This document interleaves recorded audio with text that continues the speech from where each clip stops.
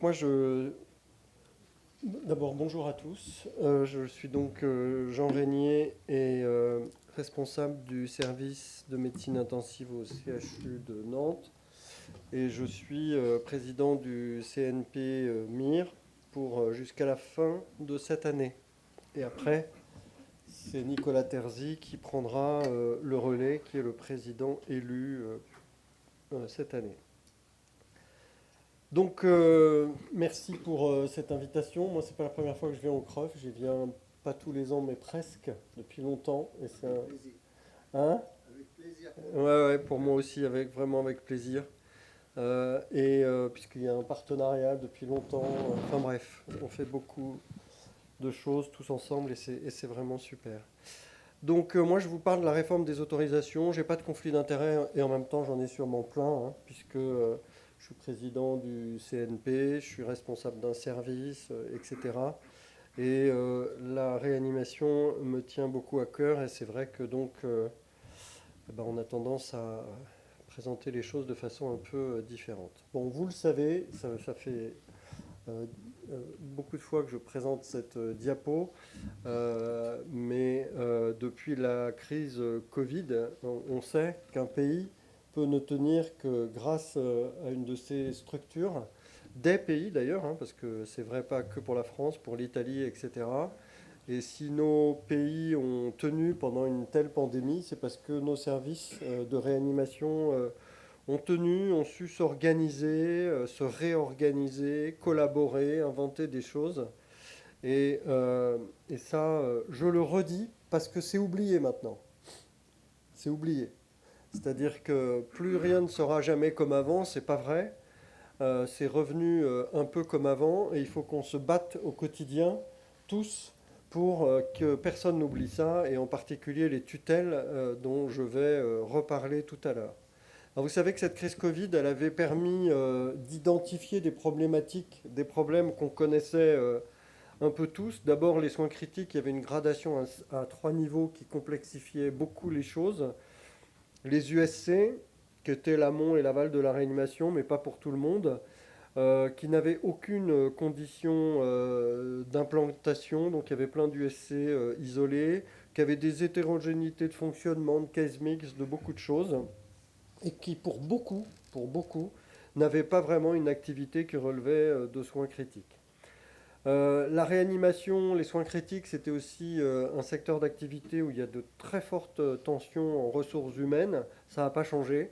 Ça s'est même plutôt aggravé depuis le Covid. Des tensions en ressources médicales. On avait l'impression que ce n'était pas un gros problème. Maintenant, on se rend compte que vivre à 5 ou 6 docteurs dans un service, c'est un gros problème. Et donc, il y a des tensions RH médicales, je vais y revenir. Et puis, paramédicales, bien sûr, elles étaient connues. On parlait tous de turnover, de durée de vie des infirmières dans nos services, moins des aides-soignantes.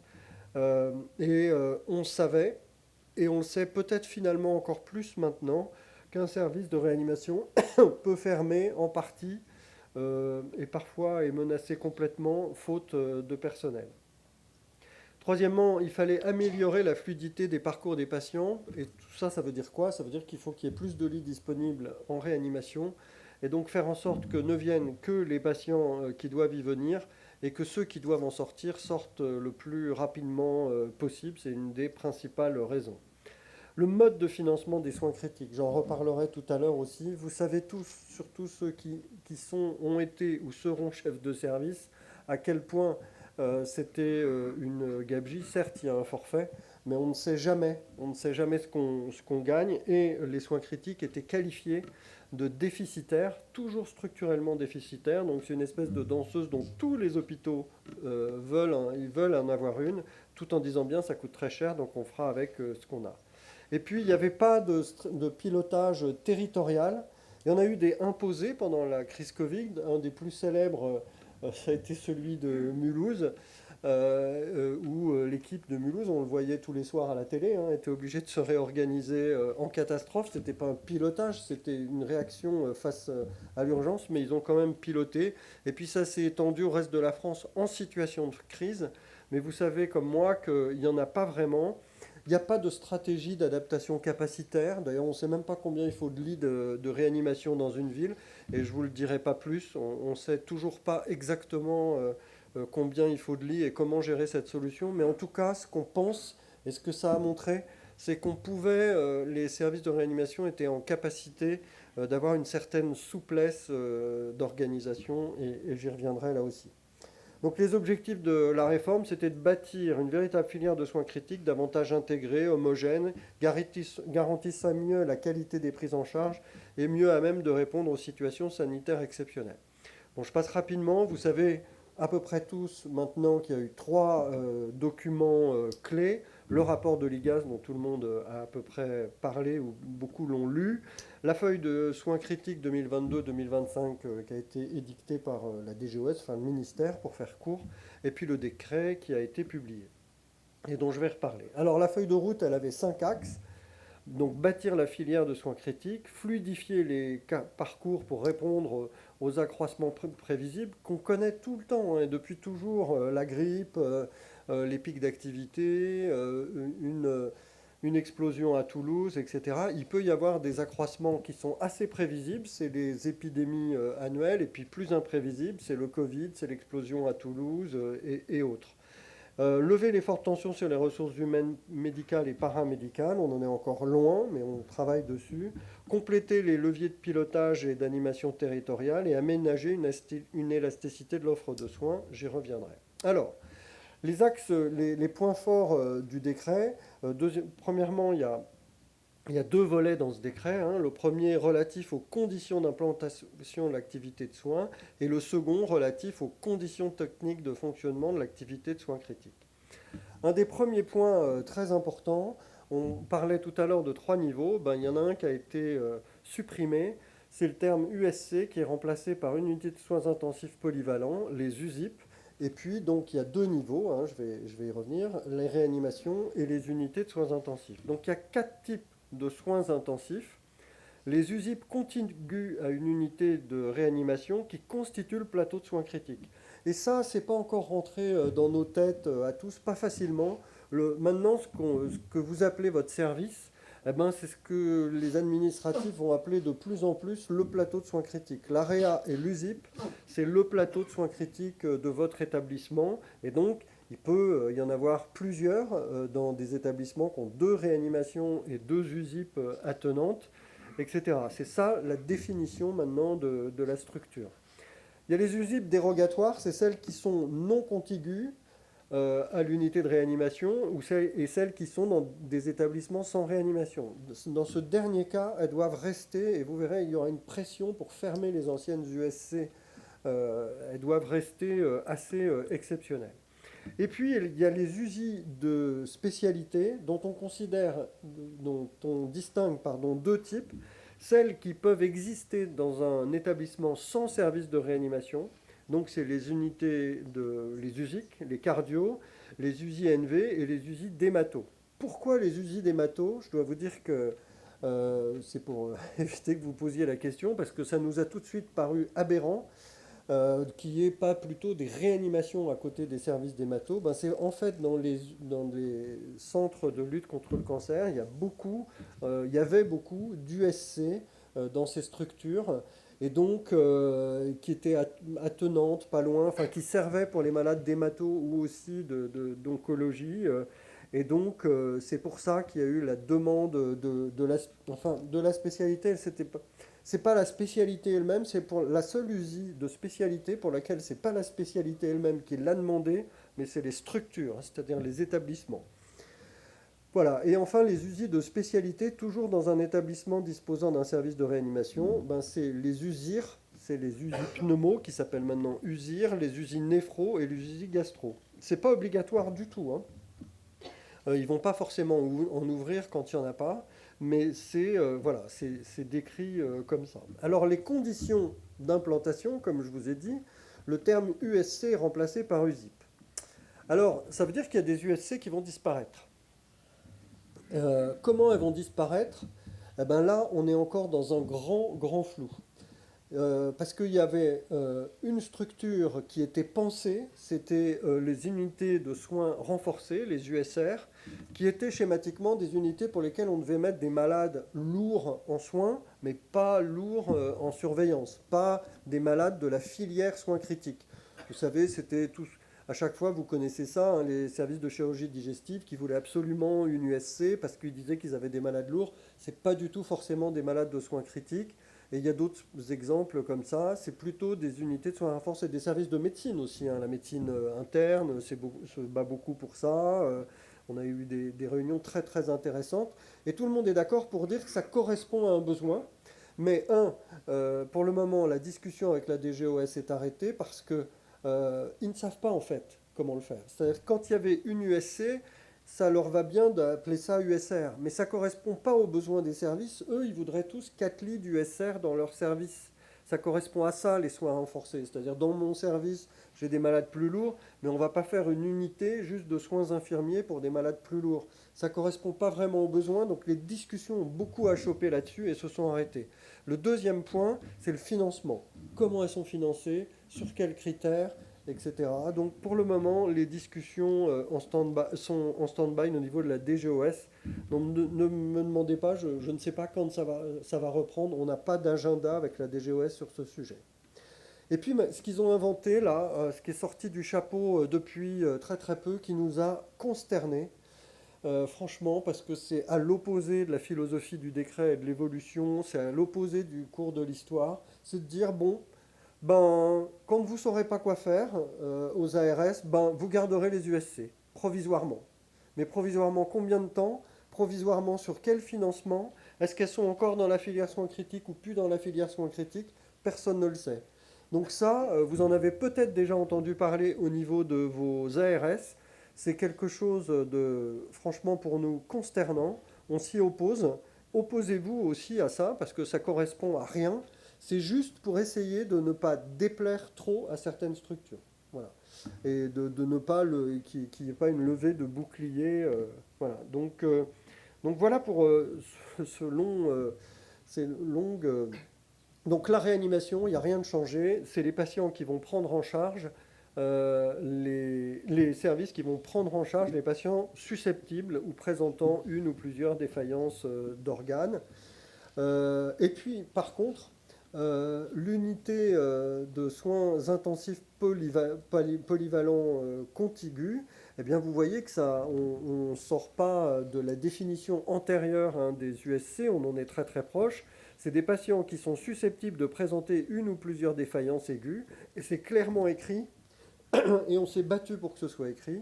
Je dois vous le dire, que lorsque le patient présente une ou plusieurs défaillances aiguës, c'est-à-dire une goutte de noradrénaline, c'est transfert envisagé en réanimation, dans le secteur de réanimation. Et donc tout traitement de suppléance, on n'organise pas de ventilation, etc. En dehors de circonstances exceptionnelles, j'y reviendrai. Donc ça, c'est assez clair.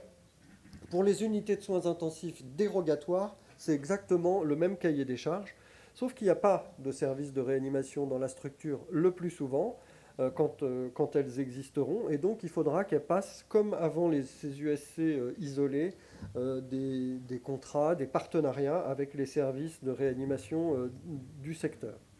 Les unités de soins intensifs de spécialité, elles ont droit à une défaillance aiguë, une seule, mais qui concerne l'organe de la spécialité. Alors c'est compliqué, hein, parce que moi, la défaillance hématologique, bon, on sait à peu près ce que c'est, mais le traitement de suppléance qui va avec, on ne sait pas. La défaillance neurologique, pour moi, vous serez tous d'accord, c'est le coma. Le traitement qui va avec, c'est la ventilation mécanique. Mais là, ils n'ont pas le droit. D'accord? Et même dans les USIR, dans les unités de soins intensifs respiratoires, les pneumologues sont d'accord pour dire qu'ils se limiteront à la VNI et pas à la ventilation mécanique invasive. Donc vous voyez que ça paraît clair la définition. En fait, il y a beaucoup de zones frontières et de malades un peu frontières. Mais disons que, voilà, pour la neuro, on va dire que c'est l'atteinte neurologique périphérique ou centrale grave, et quand le malade nécessite d'être intubé, ben, il passera en réanimation. Par contre, c'est clair pour la néphro, un malade qui est dialysé en aigu et qui n'a besoin que de ça, qui ne pose pas d'autres problèmes, eh ben, il relève de cette structure-là. Et donc, voilà, en résumé, les trois modalités de soins critiques adultes, hein, les plateaux, les USIP dérogatoires et les USIP de spécialité. Alors après, sur les contraintes techniques de fonctionnement, il y a, la première, c'est les seuils capacitaires. Donc vous voyez qu'il y a une petite révision. Le seuil capacitaire par unité de la réanimation, c'est 8 lits et c'est 10 lits pour s'il y a une extension des travaux. Donc on vous demandera, si votre service fait 8 lits, de plutôt le concevoir en 10 lits, avec des dérogations exceptionnelles de tout petits services de 6 lits pour des régions particulières. On pense en particulier, mais dans des régions de montagne, enfin bref, dans des régions isolées, à circulation difficile, où là, ça peut être justifié, le dossier peut être défendu. Sur les, sur les unités de soins intensifs, vous voyez que sur la surveillance continue, il n'y avait pas vraiment de recommandations. Maintenant, les seuils capacitaires sont pour les USI NV de 4 lits, les USI dérogatoires, c'est 8 lits. Euh, pour les autres USI polyvalentes ou de spécialité, c'est au minimum 6 lits.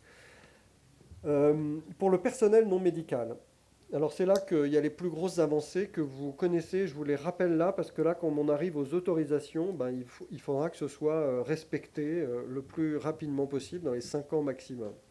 Donc vous savez qu'avant en Réa, c'était 2 IDE pour 5 patients.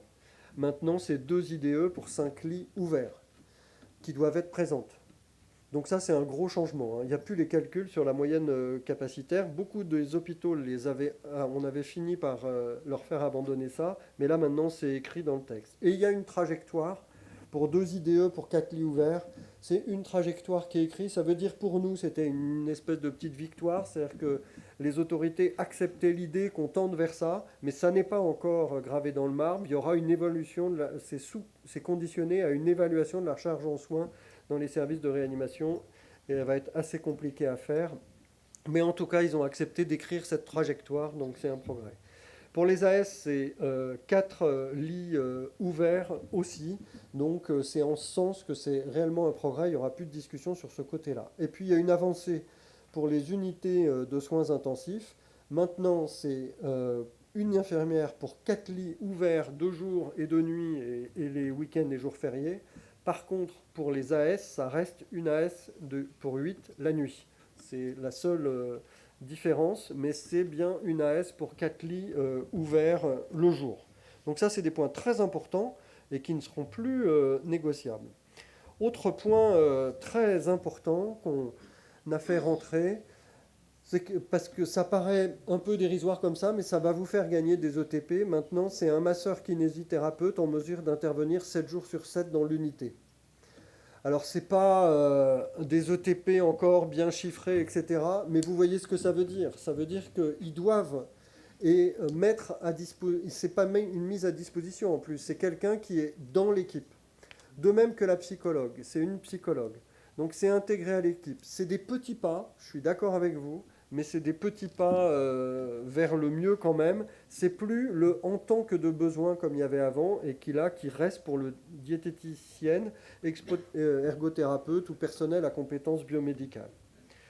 Sur les locaux, bon, il n'y a pas de révolution par rapport à ce que c'est maintenant.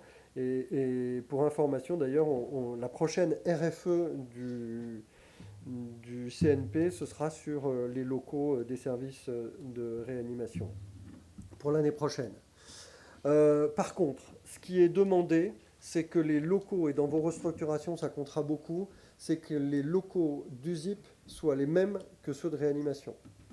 C'est-à-dire que ça doit faire la même surface, la même organisation. L'idée, et je vais y venir, je vais la détailler un petit peu plus, c'est que tous ces locaux tous ces secteurs puissent être transformés quasiment en claquant des doigts en services de réanimation, même si ce n'est pas facile au jour le jour, mais c'est l'idée. Parce que effectivement, ce qu'il faut organiser, c'est un plan de flexibilité de l'organisation de son capacitaire et de ses ressources humaines. Pour ça, il faut qu'il y ait une réserve en personnel et en personnel bien formé. Et donc la formation des infirmières, elle est inscrite maintenant dans le décret et dans la feuille de route. Et une infirmière ne peut prendre son poste dans un service de réanimation si elle n'a pas fait une formation de 8 semaines dans ce service. Cette formation peut être exceptionnellement réduite. Si c'est une infirmière expérimentée en réanimation qui a passé toute sa vie antérieure professionnelle dans un service et qu'elle change juste des régions, il s'agit juste de l'actualiser au service, donc peut-être que vous choisirez de faire un peu moins. Mais c'est tout, c'est les seules réserves. Sinon, c'est clairement 8 semaines. Et ce temps de formation sera comptabilisé dans le compte de l'équipe. C'est-à-dire, on ne peut pas vous dire, ah bah oui, mais elle est là, donc elle n'est pas comptée dans les soins, et les temps de formation, c'est-à-dire s'il y a beaucoup de turnover, ben il faudra qu'il y ait plus de personnel. S'il y a beaucoup de formation une année, il faudra qu'il y ait plus de personnel pour compenser ces temps. Donc ça, c'est vraiment très très important, cette avancée. Et donc, le dernier point, qui est très important, et avec certaines ARS, le travail a déjà commencé, c'est qu'il faut organiser, je vous avais dit, il n'y avait pas d'organisation territoriale, eh bien il faut organiser une vraie filière territoriale de soins critiques, et vous avez peut-être déjà été sollicité pour intégrer le dispositif spécifique régional de soins critiques de votre région, le DSR. Nous, dans les Pays de Loire, ça vient d'être fait. On vient de désigner notre président, qui sera Alain Mercat, enfin voilà, dans chaque région, ça doit commencer à dérouler. J'espère que dans les vôtres, ça... Pardon, qu'est-ce que j'ai fait? Voilà, ça commence à dérouler aussi. Alors, les autres choses importantes qui étaient prévues dans le cadre de cette filière de soins critiques, c'est qu'il était prévu un outil de bed management. Vous savez, c'est un peu le rêve de tout le monde. Dire il y a un lit là, un lit à Mulhouse, un lit ici. Donc paf, le malade, on l'envoie là-bas puisque les autres services sont pleins. Or, c'est faux pour les services de réanimation. Vous le savez comme moi. Donc nous, au CNP, on s'est opposé à ces outils de bed management, parce qu'on sait très bien qu'il y a le malade qu'on peut faire sortir, mais on sait très bien qu'il y a le malade du 6e aussi en médecine interne qui va pas bien, etc. Donc c'est beaucoup, beaucoup plus compliqué que ça. Et c'est pas ça qui va nous permettre de mieux gérer les lits. Par contre, on a fait un travail avec la DGOS sur un registre des propositions d'admission et des refus de services de réanimation. Le travail est fait, on a choisi l'outil, et donc on souhaite l'implémenter au niveau national après une phase d'essai dans 2 régions. On a choisi l'Est de la France et l'Ouest parce que c'est des régions assez différentes et c'est intéressant à comparer. Et en même temps, c'est des régions un peu plus simples que par exemple la région parisienne ou le sud de la France. Donc voilà, on a prévu ça, c'est théoriquement prêt, mais pour le moment, la DGOS n'a pas encore acheté l'outil. Donc, en pratique, ça veut dire que vos ARS vont sûrement vous en parler. Nous, ils nous ont commencé à nous en parler. Moi, j'ai un peu bloqué le truc parce que ce qu'on veut éviter, c'est qu'il y ait un outil dans chaque région de France et que finalement, on puisse rien comparer. Parce que tout le monde y va de son idée différente. Et ce qu'on veut vraiment savoir et essayer de comprendre, c'est les propositions d'admission, quelle typologie de patients sont proposés, lesquels sont acceptés. Donc ça, on le sait, et on sait qu'il y a de grosses différences en termes d'âge, etc., d'une région à l'autre. Mais comment ça marche, comment c'est refusé, est-ce que c'est des problèmes de place? Et c'est ça, on pense, on espère, c'est pour ça que le CNP a souhaité collaborer étroitement là-dessus. On espère que ça permettra plus d'avancer sur les capacitaires et les besoins en capacitaires dans nos régions. Parce que par exemple, pour vous faire court, c'est pas la région de Mulhouse qui est la plus déficitaire en lits de réanimation de France. C'est la Bretagne et c'est nous, les Pays de Loire, et puis sans compter les régions d'outre-mer. Et pourtant, c'est là où il y a eu un des plus gros problèmes pendant le Covid. Il y a eu un afflux de malades, etc. Mais quand on observe les régions avec beaucoup de lits de réanimation et les lits avec peu de lits de réanimation, comme chez nous, finalement, en macro, sur la mortalité des patients, sur l'espérance de vie, etc., on ne voit pas de grosses différences. Donc peut-être qu'il y en a quand même, peut-être que c'est plus fin que ça, peut-être qu'il n'y en a pas du tout, peut-être qu'il y a trop de lits de réanimation dans d'autres, on a tendance à penser que non, mais enfin voilà, c'est des choses sur lesquelles on doit réfléchir. Et donc pour organiser l'élasticité, eh bien ce qu'il faut, c'est les locaux, des locaux rapidement adaptables, ça, c'est compliqué, mais c'est à peu près la seule chose, la chose la plus facile. Quand vous ferez un projet de service, vous direz juste à l'architecte, ben, on fait 30 lits de réanimation, même si c'est 20 et 10 dans l'utilisation courant, dans l'utilisation courante. Voilà. Mais il faut aussi le matériel. Et ça, par exemple, rien que dans mon CHU, ça a été un brainstorming pas possible. Où est-ce qu'on le met, qu'est-ce qu'on fait, etc. Donc il faudra que vous ayez des idées sur le sujet. Moi, j'ai pas voulu que ce soit stocké dans une pièce et on n'en entend plus parler, on le réutilise tous les 4 5 ans. Je veux qu'il soit dans le service et qu'il tourne pour savoir s'il tombe en panne, s'il est fiable, etc. Peut-être que vous aurez chacun aura sa solution, mais il faudra l'organiser. Et ça, ils savent, hein. Ils commencent à savoir les directions qu'il faut acheter ce matériel et l'avoir en stock. Le gros problème, c'est le personnel mobilisable. Alors, nous, les solutions qu'on a réfléchies et proposées avec des directrices des soins, avec des responsables de services, etc., c'est qu'on soit capable de répondre, de se mettre en capacité déjà de répondre à tous les pics d'activité qu'on voit hivernaux, estivaux, enfin divers et variés, mais habituels, et puis au plus gros de ce qu'aurait été la pandémie Covid, c'est-à-dire à peu près 70% du premier pic. On a estimé que si on avait le personnel disponible, on pourrait répondre à toutes ces situations habituelles et à certaines situations exceptionnelles. Et en faisant comment? D'abord en gardant une équipe médicale stable mais bien dotée, bien sûr, il ne faut pas partir d'une équipe médicale en difficulté, et en intégrant pour l'équipe non médicale les infirmières, tout ce qui est arrêt de travail, temps de formation, etc. Bref, d'avoir une vraie autonomie pour absorber les pics et donc d'avoir des gens toujours formés disponibles. Le gros intérêt et le gros avantage, et ça c'est ce qu'il faut expliquer, et vous le savez à vos directeurs d'établissement, c'est que ça évite toute interruption du programmé, qui est une catastrophe, hein. On l'a vu avec le Covid, ne plus pouvoir opérer les cancers, même des prothèses de hanche, hein, ça met beaucoup de patients dans des situations compliquées. Et donc ça, c'est un très gros avantage. Donc ça peut paraître un petit peu coûteux, mais avec les simulations faites par des directrices des soins, moi par exemple, mon service, l'absentéisme, c'est 10 ETP. Eh bien, c'est de dire, ces 10 ETP, ils sont recrutés et ils permettent de gérer les pics comme ça, plus le temps de formation estimé. Donc ça, c'est une proposition du CNP, ça n'a pas été validé par personne, mais si, voilà, si ça vous intéresse, travaillez-y et voyez ce qui est faisable dans vos établissements. Enfin, et je vais terminer là-dessus, le financement. Rien de tout ça, enfin, beaucoup de choses qui sont prévues dans le décret ne pourront se faire sans une modification du financement. Vous savez que c'est une énorme épine dans notre pied, dans le pied des directions de beaucoup de monde. En fait, les discussions sont en cours. Et ce que je peux vous dire, c'est que au conditionnel. Et puis pour le moment, c'est un tout petit peu désespérant.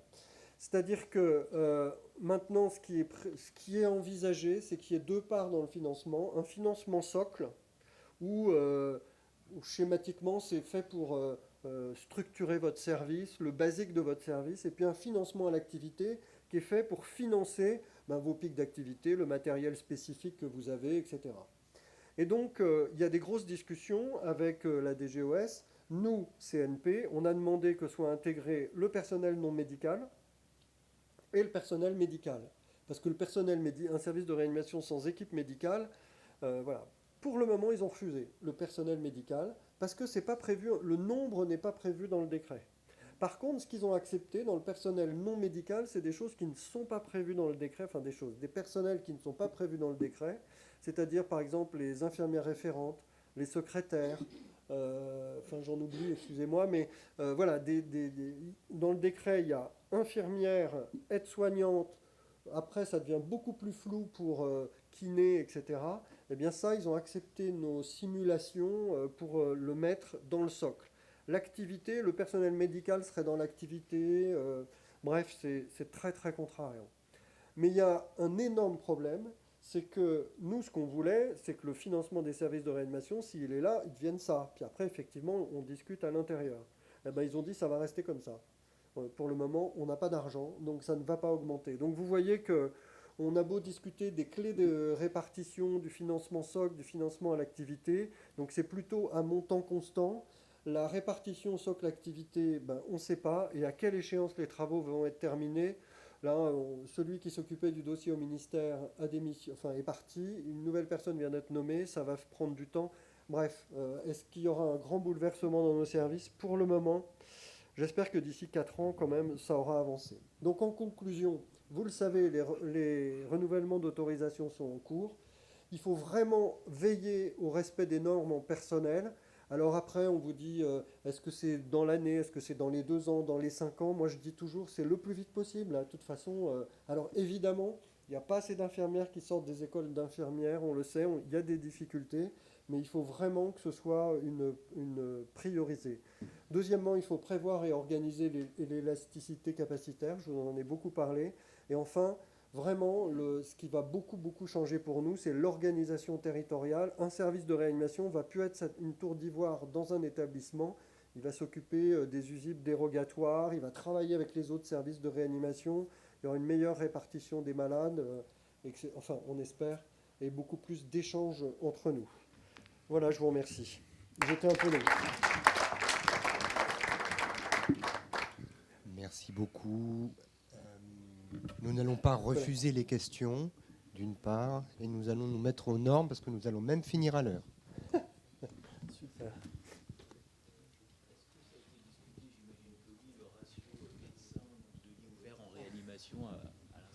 J'entends pas, pardon. Est-ce que ça a été discuté, j'imagine, avec le ministère et refusé pour des raisons budgétaires qui s'entendent évidemment, le ratio nombre de médecins lits ouverts en réanimation? Oui, alors, avec le ministère, on n'a pas pu défendre ça. Enfin, ils ne voulaient rien savoir. Et puis, tout le monde n'est pas d'accord. Hein. Donc, nous, ce qu'on a décidé au CNP, c'est de faire des textes qui servent et qui vous serviront, et en particulier une RFE sur le personnel médical des services de réanimation, dont j'ai l'immense plaisir de vous apprendre qu'elle est terminée et qu'elle va être publiée au congrès de la SRLF. Je ne peux pas vous donner les conclusions. Un des pilotes est là, c'est Guillaume Thierry. Les autres ne sont pas là, hein? Non. Oh, si, pardon, Khaldoun est là. Voilà, il y avait 3 pilotes, Khaldoun, Guillaume et Nicolas Terzi. Ça a été fait avec des directeurs d'hôpitaux. Donc ça va être un texte très fort.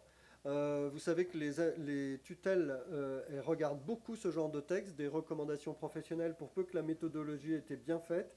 Et donc là, ils arrivent à des recommandations. Je ne peux pas vous les présenter aujourd'hui parce que d'abord, je les connais pas dans le détail. Mais ce que je sais, c'est que schématiquement, si vous vous battez tous avec ce document-là pour restructurer vos équipes, ça va les changer de façon très, très importante en nombre et en qualité de docteur.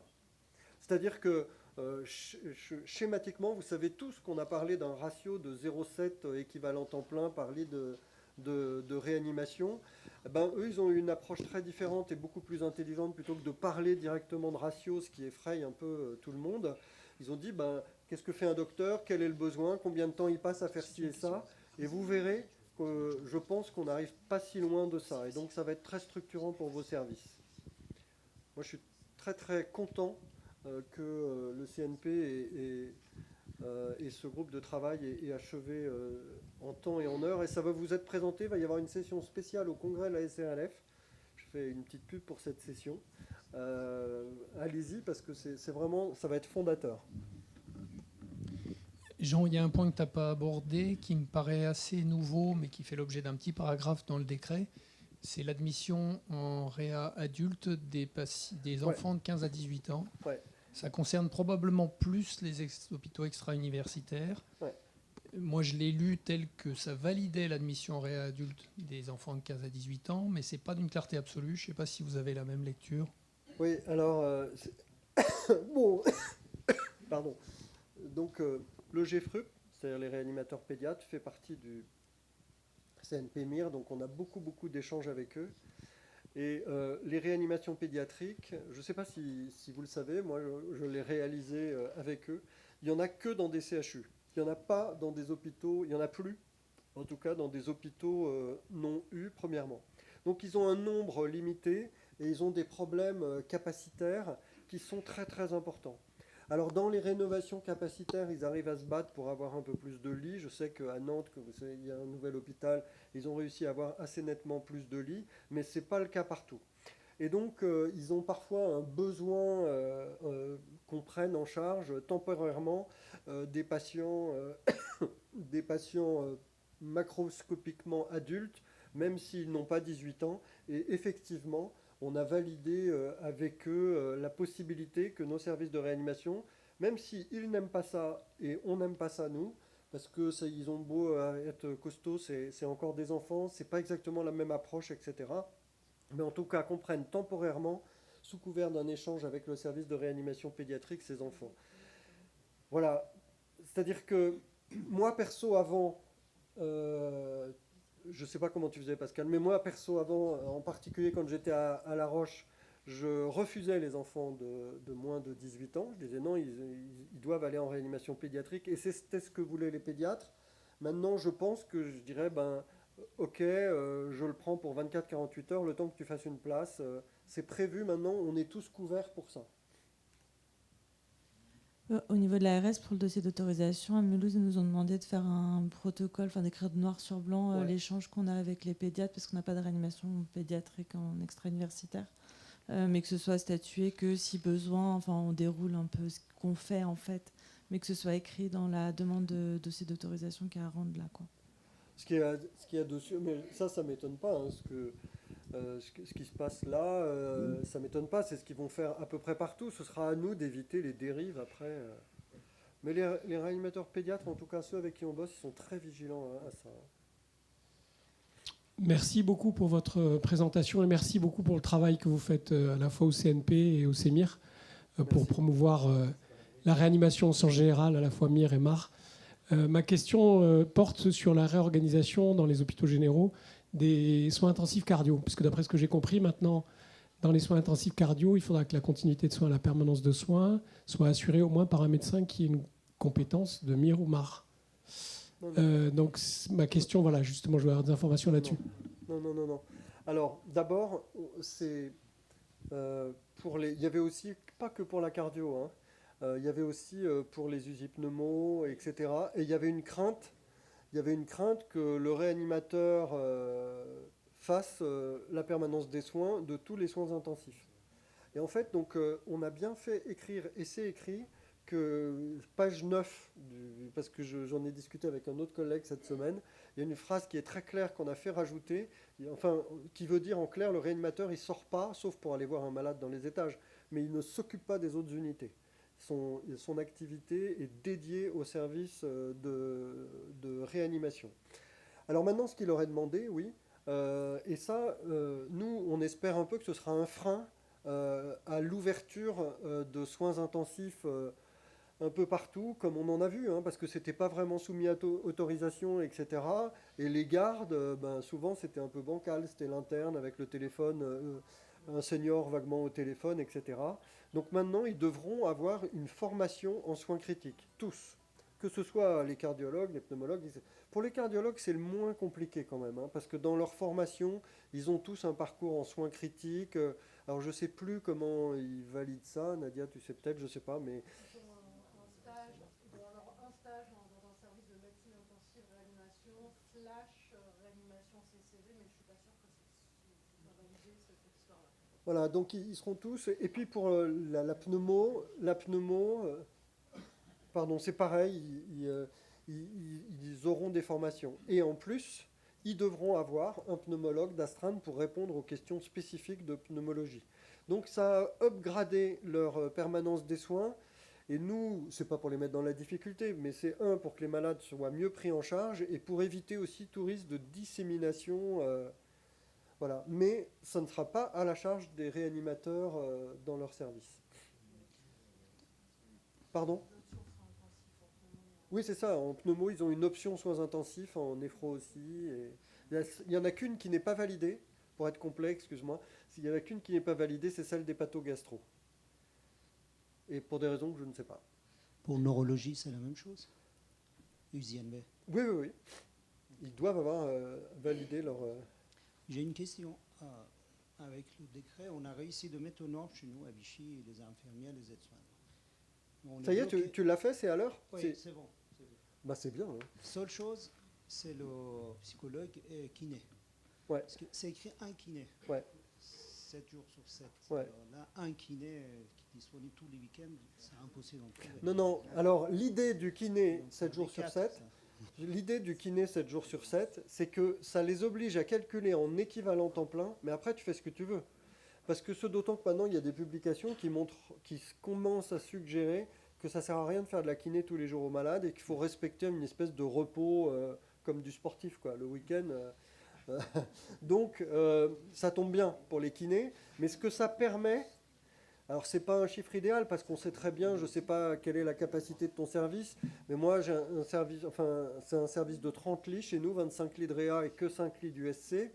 Ben, il nous faut 3-4 kinés en permanence. Et donc, ce sera jamais assez ce qui est écrit dans le décret. Pour beaucoup d'entre vous, ce sera la même chose.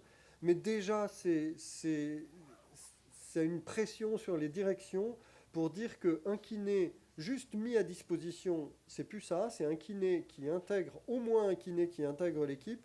Et en termes de personnel, vous devez pouvoir... les laisser venir le week-end, les jours fériés aussi. Ce qui fait presque 2 équivalents temps plein, m'a-t-on dit. Et la réflexion pour psychologue, c'est un temps plein ou... C'est pareil, intégré à l'équipe, mais ils n'ont pas voulu qu'on rajoute le temps plein, etc. C'est pour ça que je dis, c'est vrai, c'est une toute petite victoire, hein, c'est un tout petit, enfin victoire, c'est un tout petit progrès, quoi. Je suis bien d'accord. Hein. Non, ça nous a permis dans d'en avoir, mon- mais que 20%. Dans mon service, toi, tu as 20%, moi j'avais 25% avant le Covid. Le Covid nous a permis d'avoir 0,75. C'est dérisoire. Il y a des services qui sont bien mieux dotés, d'autres bien pires. Il y en a encore quelques-uns, je ne sais pas s'il y en a parmi vous, mais qui n'ont pas de psy du tout. Il me semble que dans le décret, il change Sous contrôle de Jean, le psychologue et la kiné doivent faire partie intégrante de l'équipe. C'est ça, Le ouais. nombre n'est pas précisé. Alors que pour les diététiciennes, etc., c'est autant que de besoin. Donc C'est en ça. théorie, vous êtes censé avoir une psychologue dans votre équipe. Ce qui change beaucoup, hein, c'est pas la chef des psychos de l'hôpital qui dit oh, bon, je vais en mettre un peu. C'est un échange singulier que vous avez avec lui ou elle pour comment on organise le travail, etc. C'est un mieux. Juste un mot sur les psychologues. On a conduit avec la SRF une enquête sur les psychologues en France. Ouais. Il y a un service sur 2 qui n'en a pas. Ah bon Tant que ça. Un service sur 2 qui n'en a pas. Et dans les services qui en ont, le ratio malade par psychologue est de 1 pour 40. Donc il y a du chemin encore à faire. Beaucoup, oui, beaucoup. Et c'est pour ça que c'est... Bon, tu renforces l'idée que c'est une petite victoire, ce truc. Mais c'est vraiment... Pour nous, c'était... Enfin, on a bien conscience que c'est pas assez. Hein. Mais voilà.